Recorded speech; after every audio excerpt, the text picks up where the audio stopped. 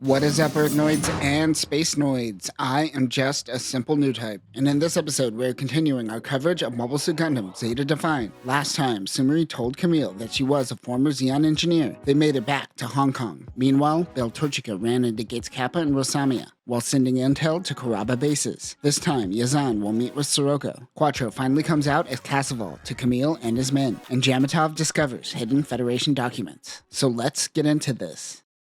Beltorchika yells out that it is a transformable mobile suit while her radio was on. This makes Rosamia think that she isn't just a civilian. That is when a beam blast comes from 9 o'clock. It is Char and his Zero Shiki. He tells Cerberus that there are 3 enemies. Roberto tells Omer that Quattro can handle it. Omer says, I know, I was on White Base and I still have nightmares of Char. He is on our side, but if he gets shot down, I won't mind. He says this all with a smile. Omer is going through some stuff. The Gap plant transforms into mobile armor mode and they spread out. Quattro can instantly tell who the leader is and goes after them. He gets above Gates and tells him that he is weighed down by gravity. Rosamia has a shot on Quattro, but she hesitates. She is reminded of the colony drop and begins panicking. Quattro takes his opportunity to shoot Megan. Oh hey, this no-name does have a name. Gates tells Rosamia to get a hold of herself and to get Megan back. Gates Kappa retreats as well. The Cerberus sub surfaces so Char could land. A shuttle touches down on Earth Federation forces, Port Mosby Base, in Papua New Guinea. It is Jamatov Hyman. Moar acts as his escort, but she departs from this location on her own to Kilimanjaro. From Papua New Guinea, Hyman and his assistant Etika head to Dakar. They sign a document claiming they have no tracking or listening devices. While waiting in a room, they speak in code. They spot how many cameras are in the room monitoring them. This room allows them to look at Federation documents. They make sure they can legally assume control of Federation forces before making their next move. At Kawamba Base, Gates gets into contact with Kilimanjaro Base, telling them about Rosami's panic attack.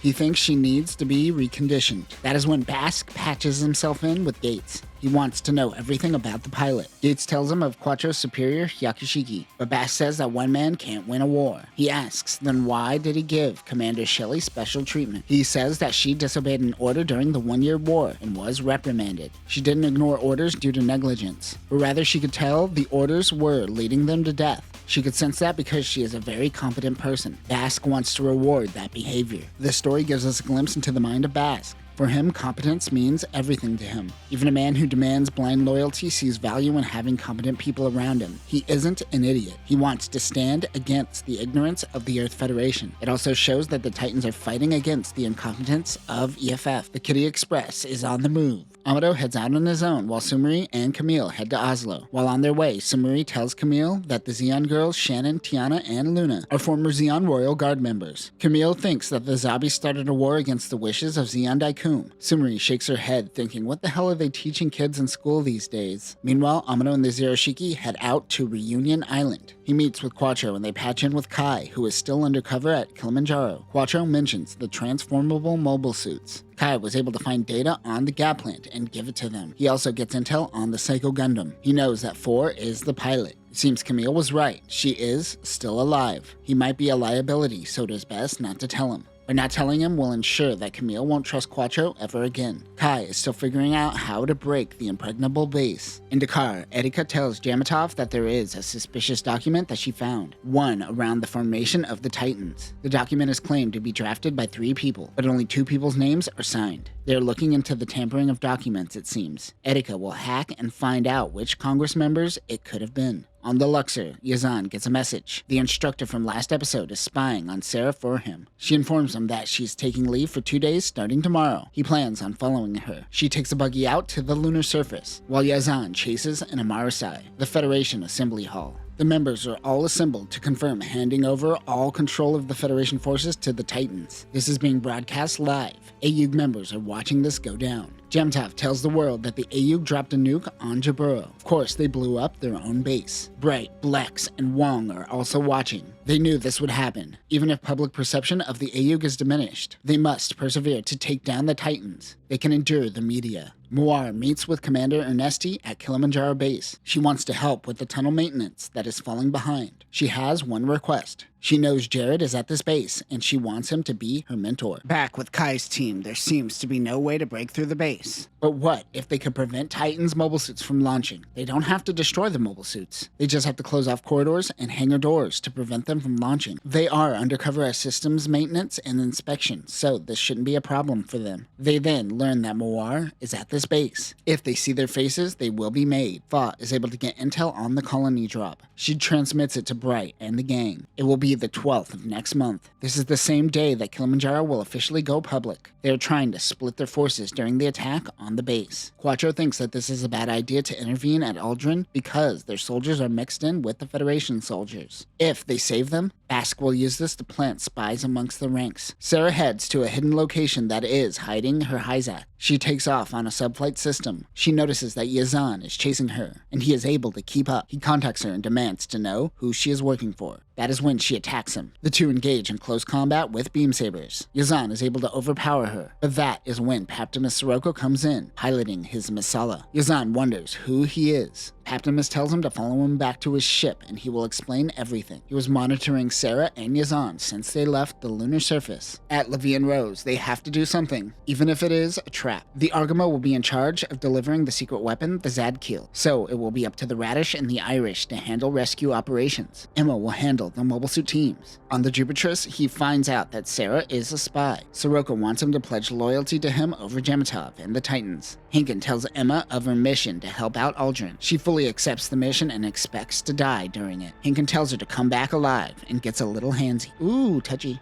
At Oslo, Hayato and Amado watch the news turn on the AUG. It is all propaganda. Beltorchika and the Xeon girls interrupt their briefing to tell them that many of the AUG outposts have chosen not to participate in the attack on Kilimanjaro after the public started turning on them. Morale is low and things are looking futile. Amado says, alright, I'm just going to say it. Many people within the AUG and the Federation are already spreading rumors that Quattro is Casval Rim Daikum. It is time for Quattro to come out of the Daikum closet. Rekka went on a mission on her own to find proof that the Titans were responsible for Jaburo. Kai thought that she would have told Quattro, but she didn't. Rekka is already starting to distance himself from Quattro. Meanwhile, it is time for him to become Casval once again. Quattro stands before the AUG and Karaba soldiers and tells them that he is Casval Rim Daikum, and he is also Shar Aznable. Many are riled up, as he was probably responsible for many of their comrades dying. They get a message from Bright. He tells them that Quattro has earned his trust over time and believes that he is fighting the good fight. He is able to get the people back on their side. The power of Bright? Sometimes he doesn't need to slap people. Camille knows that Quattro is Shar. Amado finds him being a sad boy. He tells him that he can't bring his personal feelings into war. Camille says, hit me, damn it. Camille is definitely a sub. Quattro walks in the room. He puts the responsibility all on him. They need his strength in the upcoming battle. He tells him that the Psycho Gundam and former Same will be at this battle. He needs his help to save the pilot. That works, as he doesn't seem that mad at Quattro anymore. Yes, deflection always works against the youths. Yazan thinks that Sirocco is dumb because he could just go to Bask and tell him of their plan. Sarah knows that he isn't that petty. He just wants to see how this all plays out. Quattro returns to Cerberus. Even though Bray had to show unwavering confidence to his men, he admits to Amado that he is still hesitant about Shar's intentions. Quattro acknowledges that he is constantly putting on an act. Meanwhile, Erika sends a man in to steal intel on a congressman. At Kilimanjaro, 4 is running simulations, but she can't attack Zeta Gundam as she thinks it's not her enemy. Nemikar says it is her enemy. She increases her psycho waves. Gemitov is on the call and tells her to stop, as he just sees this as torture. He wonders if her mind has been purged of the Zeta pilot and urges her to be prepared for the live tests after the base goes live. Erika calls in and informs Hyman that she found the documents that they were looking for.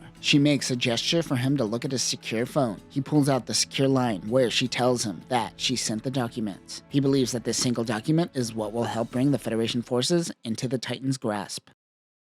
And that will do it for this episode. Gemitov is making moves to assume all power, but the legal approach to finding a flaw in the documents is certainly a new approach. Camille proves that he is a child by being distracted by Boner. Next time, Sumeri will get a new apprentice. It happens to be a young Chan. Sarah knows that Fa is working as an AUG spy on the moon, and Kai is made by Moir. But that will do it for now, new types. Remember, don't get distracted by Boner. Peace.